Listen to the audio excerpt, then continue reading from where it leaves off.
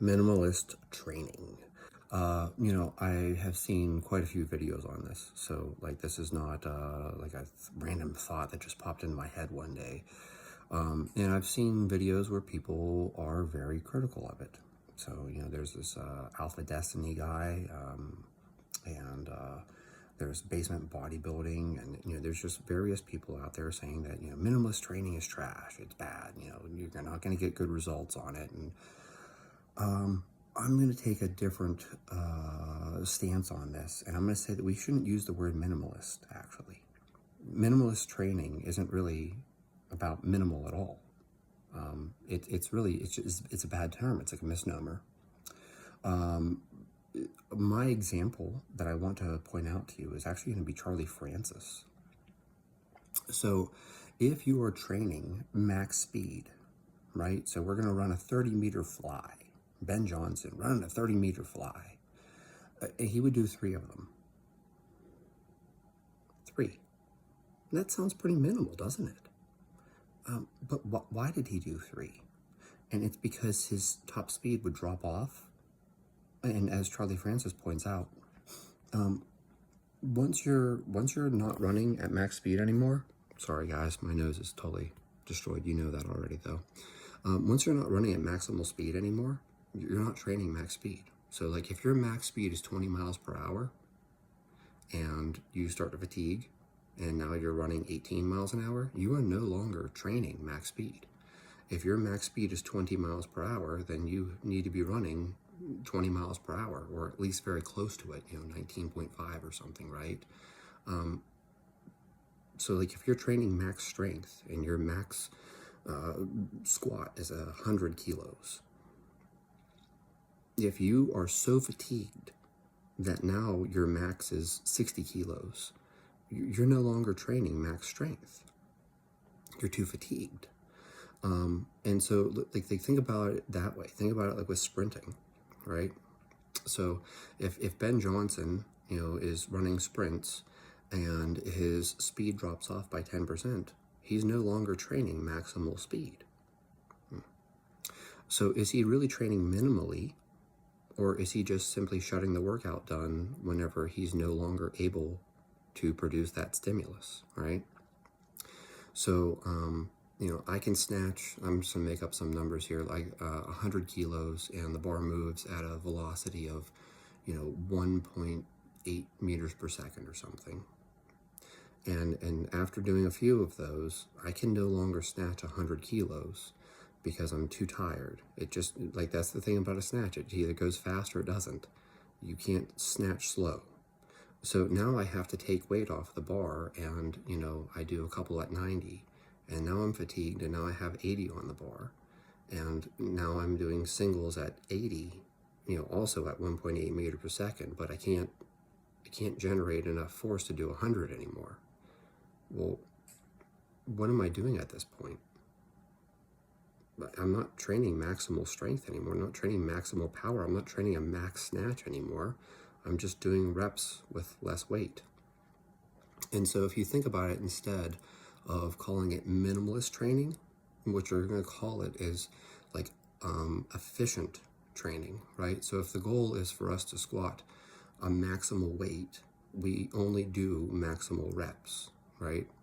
Or conversely, you could look at this and say, okay, my goal is to do 5 sets of 3 at 85%. That's not a bad workout at all. But you know what? Like if I'm tracking bar velocity and like that 4th set is just slow and grindy and I'm squatting at like 0.3 meters per second, like maybe I don't need to do that 5th set because I'm now so fatigued that I'm no longer moving that bar fast and powerfully. I'm now just grinding slow reps. So think about it like this, guys. Like this is a lot like, just like endurance training and stuff like that. Like, running marathons doesn't turn you into a 100-meter sprinter. It won't. Like you can't, I used to run 100 to 120 miles a week. I was very slow.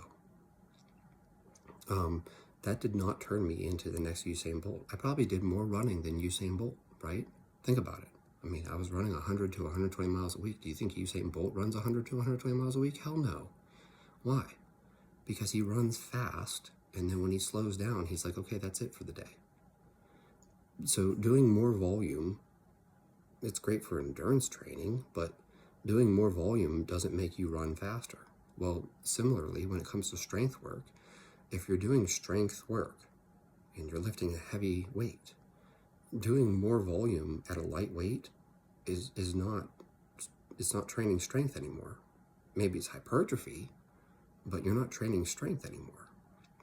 So instead of looking at things and calling it minimalist training, we should look at it as basically efficient training.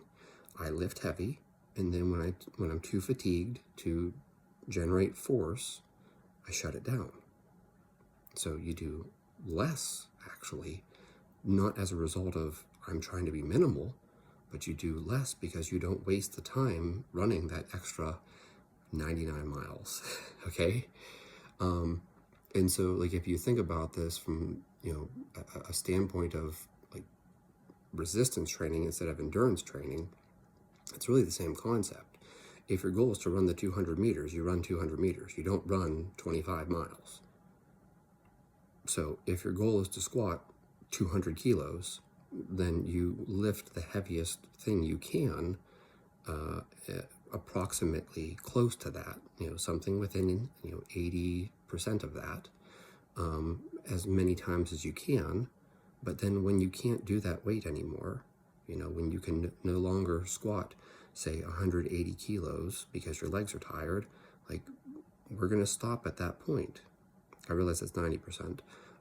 But if that was the goal for that workout, so if the workout was today we're going to squat at 90%, you put 180 kilos on, and you do what you can with 180 kilos, and whenever you're too fatigued to do anymore, you stop, because the goal was to squat at 90%, not to squat at 70% today. And so, what I'm basically trying to explain to you is that I understand that we're using this term minimalist training, but if you think about it from a standpoint of, like, comparing it to other activities, like, if your goal is to throw the shot put, you throw the shot put. And when you're too tired to throw the shot put, then you stop, because now you're just practicing bad technique and fatigue. Like, look at gymnasts. Like, gymnasts are not going to continue their routine whenever they're too tired to do it correctly. Sprinters are not going to continue to sprint whenever they're too tired to run at their max speed. So similarly for you, if your goal is to do squats at 80%, when you can no longer squat 80%, then you're done. And what we know from the research and the literature here is that if your goal is to build strength, actually, you want to train further away from failure. Training to failure or near failure is good for hypertrophy. However, it appears that for strength training, you will make better progress not hitting failure. So if you really think about it logically, we're not doing minimalist training. It's not about minimal. It's about efficient. We do as much as we have to do, or as much as we can do, and then we stop before we start accumulating those, quote, junk miles, right? Like, there's no benefit to you running 30 miles if your goal is to run 100 meters. And so I assume your goal is not to do sets of 50 with a light weight, but probably lift something very heavy for 1 rep, or even 2 or 3 reps. So you want to get stronger. Well, whenever you're no longer powerful enough and no longer have the energy to generate strength and power, then the workout's done.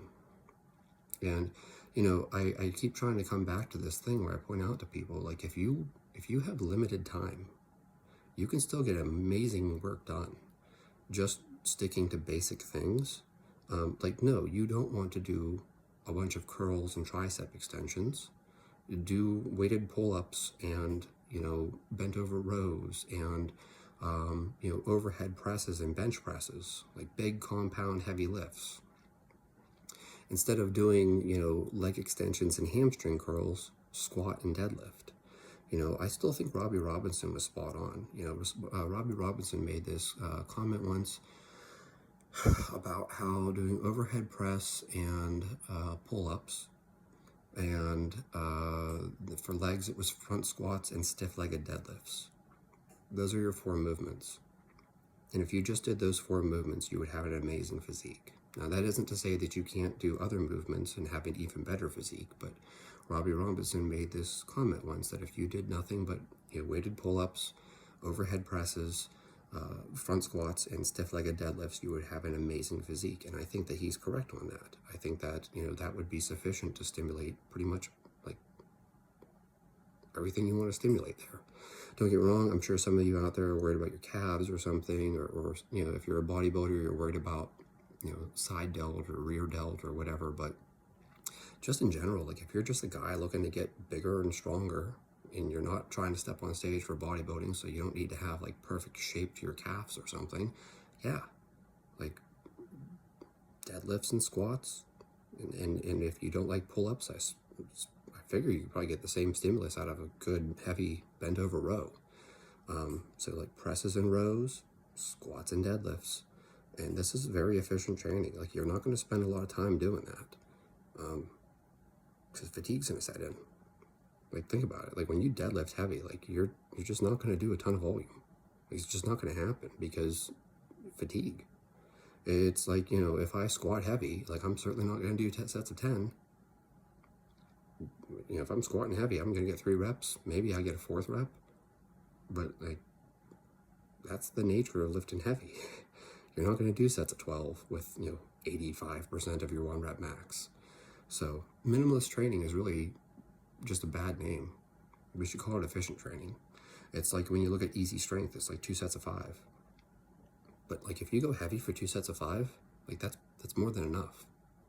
And if you look at the old Soviet literature, like Bondarchuk, wow, like 2 sets of 5 power snatch, 2 sets of 5 back squat, 2 sets of 5 bench press. How much more did you need? 2 sets of 5 clean, 2 sets of 5 front squat, 2 sets of 5 push press. Like how much more did you need? If you went heavy, that's a hard workout. It's kind of like these CrossFit workouts. For whatever it's worth, I'm not saying that CrossFit is like a great program, but damn, like if you did like this Fran thing, right? The 21-15-9 thrusters and pull-ups, if you go as fast as you possibly can, which is what they're doing, like you don't have any energy left to do anything more. So that's a 3-minute workout and you're smoked. Or even like Grace, 135-pound clean and jerk, or Florida overhead, whatever you want to call it. Dude, if you do that in under 3 minutes, like you're smoked. Like you don't have energy to do anything else afterwards. So like you can see, like you can be very, very intense and very, very efficient and get a hard workout done in a short amount of time, and you will be sufficiently tired. So just something to think about. We need to stop using the term minimalist and just call it efficiency.